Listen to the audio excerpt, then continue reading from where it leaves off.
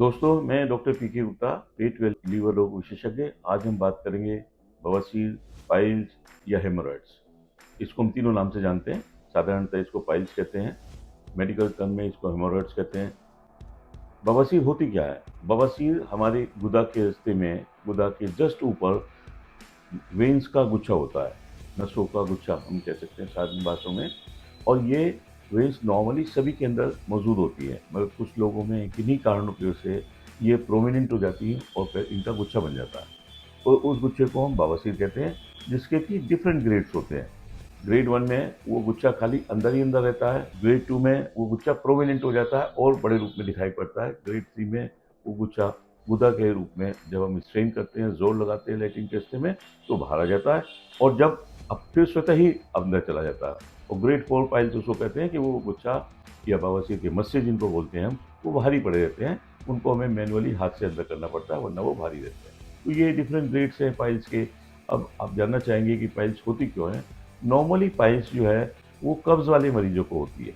यानी कि जब कब्ज रहता है तो आदमी ज़्यादा जोर लगाता है मोशन के टाइम पर, और ज़्यादा जोर लगाने की वजह से उसको ये नीचे स्ट्रेन की वजह से जो हमारी नॉर्मल वेन्स हैं वो एक जगह इकट्ठी हो जाती हैं और परमानेंट हो जाती है, और धीरे धीरे उनका गुच्छा बन के वो बवासीर या पाइल्स बन जाती है उसको। तो कॉन्स्टिपेशन इसका जनक है।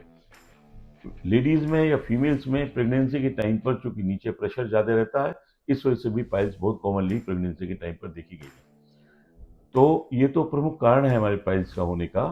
अब पाइल्स के मरीज में होता क्या है? पाइल्स के मरीज को नीचे उसके गुदा द्वार पर उसको पेन होता है। उसको साधारणतः मरीज कहता है कि मैं जब शौच के लिए जाता हूँ तो मुझको उसमें ब्लड आता है। तो ब्लड भी बहुत ही उसका प्रमुख कारण है, ब्लड का ये लैट्रिन के रास्ते में जाने का। और मरीज इस चिंता में हमारे पास आता है कि उसको लैट्रिन के रास्ते में ब्लड जा रहा है। उपाय बड़ा सिंपल है। नंबर 1 कि आप स्ट्रेन ना करें। जब भी लैट्रिन जाएं तो ऐसा ना हो कि कुछ लोग किताब लेकर बैठे हैं, कुछ लोग बाल लेकर बैठे हैं। नो, बहुत थोड़ा समय वहाँ पर लगाएं और उसमें बहुत ज़्यादा जोर ना लगाएं। जोर लगाने से गुच्छा ज़्यादा प्रोमिनेंट हो जाता है।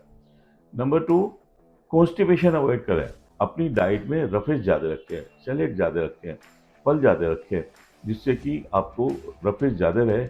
और डाइट में अगर रफेज ज़्यादा होगा तो डाइट सॉफ्ट होगी, हार्ड नहीं होगी, तो भी पाइल्स होने के चांसेस कम रहेंगे। पानी की मात्रा खाने पान में ज़्यादा रखें। तीसरा, अगर आपको पाइल्स हो ही गई हैं तो सुबह शाम एक क्रिया करें। एक परात टाइप की चीज़ में या बर्तन में थोड़ा सा गुनगुना पानी लें, उसमें 2 बूंद डेटॉल की डालें और उसमें 10 मिनट बैठें। तो उससे भी ये नीचे पाइल्स के गुच्छे में सर्कुलेशन बेटर होता है और ये पाइल्स के ठीक होने के चांसेस बढ़ जाते हैं।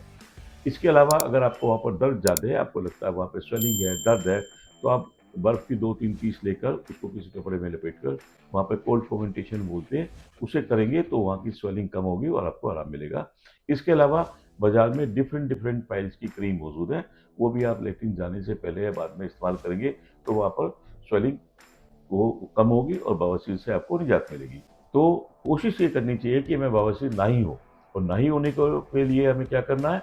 स्ट्रेन नहीं करना, हमें अपनी डाइट में रफेज ज़्यादा रखनी है और कॉन्स्टिपेशन को अवॉइड करना है। अगर ये हम अवॉइड करेंगे तो हमें पाइल्स की समस्या से हमेशा के लिए निजात मिलेगी, वरना पाइल्स की समस्या आपको रहेगी। और बाद में जब वो ग्रेड 4 हो जाती है तो उस समय ऑपरेशन के सिवा इसका कोई उपाय नहीं होता। तो उसको उस स्टेज तक ना जाए, और अगर हो गई है तो दोबारा ना हो। इस सब के लिए आप उसका प्रिवेंशन या रोकथाम करें। रोकथाम ही इसका उपाय है। धन्यवाद।